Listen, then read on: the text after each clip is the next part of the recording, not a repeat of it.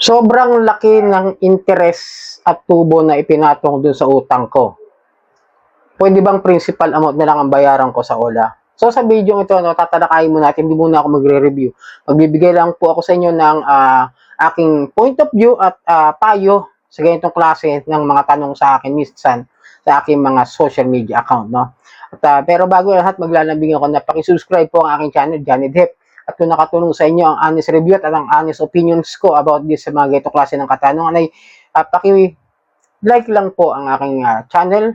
Malaking tulong din po ang simpleng pag-share at para updated po kayo sa mga honest OLA reviews, pakihit lang po yung notification bell. Disclaimer, hindi po ako nanghihikayat na mangutang kayo dito sa mga online lending apps. Ako po ay nagbibigay lamang po ng mga payo at gabay. At sumisilip lang din po tayo kung ano ang proseso ng kanilang pagpapautang at ang proseso ng kanilang paniningil para magkaroon ako ng tamang expectation sa inyo na maibabahagi.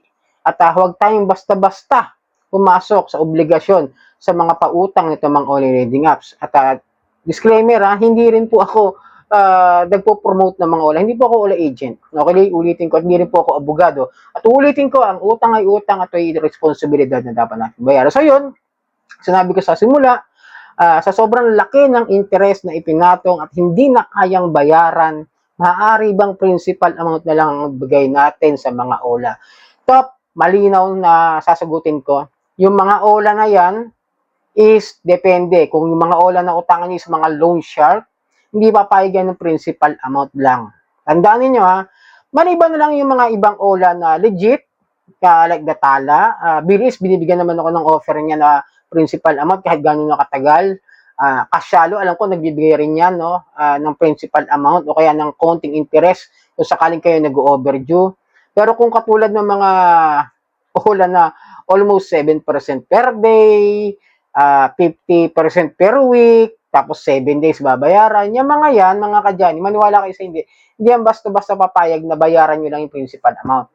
Kasi nga loan shark Hindi yan papayag ng, babayaran ko na kayo magkano yung binigay mo sa akin. Kasi yung mga OLA na in-applyan naman natin na pinakita naman po yung repayment details. Kunwari, example natin, yung repayment details, yung processing fee niya is kalahati ibaba. Example, meron tayong hiniram o subukan nating hiraman ng halagang 1,000. No? Ngayon, itong processing fee niya, babawasan daw po kayo ng almost 400. At ang matatanggap na lang po natin is 600. Tapos, ang due date niya is for just 7 days. Pwede ba natin ibalik yon? Hindi, kasi kung nakita natin yan, kung talagang yun mismo ang pinakita na kakalta sa atin, tayo sumang-ayon, babalik po natin ng buo yung usapan doon. Na kunwari, for 7 days, kailangan ibalik mo na 1,000. Okay, ganun po yun. Hindi yan papayag na sabihin, babayaran mo lang yung amount na nakuha mo, 600, hindi babalik mo lang din after 7 days. Hindi po. Hindi papayag yung mga yan. Pero, may mga pagkakataon na kung kayo ay nakaranas ng mga auto-disbursement, ulitin ko pag auto-disbursement, yung hindi ipinakita ang inyong repayment details, kunwari, example, katulad ako, nakaranas ako ng ganyan na auto-disburse, walang ipinakitang loan na ibibigay sa akin. Basta biglang nag-process siya. Biglang nag-evaluation, nag-evaluation siya kung magkano ipapahiram sa akin.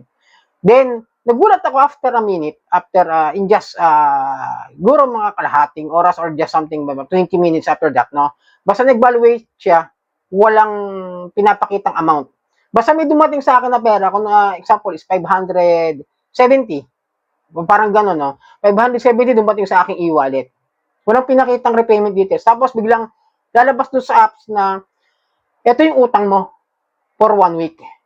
Kailangan bayaran mo ng 1,000. Tapos ito yung, tsaka lang niya pinakita yung processing fee na babawasan pa na yun ng almost 430 yung aking niloan. Gayong hindi ko naman nakita na 1,000 pala approved sa akin at hindi ko nakita kung magkano ibabawas sila. Basta na lamang may dumating.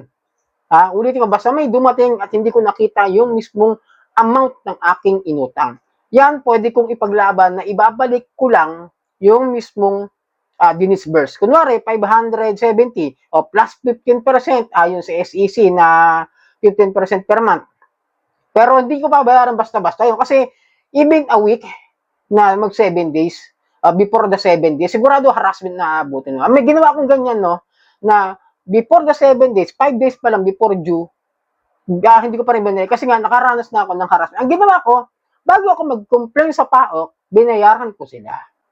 Ganon ang ginawa ko, mga kadyani. Kasi hindi papayag yung mga yan eh. Papayag yan na ibalik mo mismo yung 1,000 at hindi yung nakuha mong amount na 570 or 600 pesos. Sana malinaw ha, nakatulong sa inyo yung ganito klase na kapag gusto nyong bayaran yung utang nyo is a principal amount, hindi papayag yung mga yan. Maliban na lang kung sila mismo yung nag-alok ng principal amount na babayaran mo na lang, kunwari 1,000. Sige, 500 na, ibalik mo lang sa amin yung nakuha mo, okay na yan. Pero minsan, may panililang pa rin yung iba riyan na, sige, ibalik mo na lang, pero pag naibalik mo na yung 500, bigla magugulat ka, susunod na araw, may maniningil sa'yo, kailangan ibalik mo raw yung 1,000. May ganun eh. Maging matalino po kayo, maging maingat po kayo bago kayo sumuong o bago kayo kumagat sa mga ganyang klase ng mga patibong ng mga ola agent sa kanila mga principal amount offer. Okay? So sana nakatulong at muli maglalabing paki-subscribe po aking channel, Johnny Depp. Malaking tulong po ang simpleng pag-like, malaking tulong din po ang simpleng pag-share at para updated sa mga sa Ola reviews, pakihit lang po yung notification bell. Maraming po salamat sa ulitin.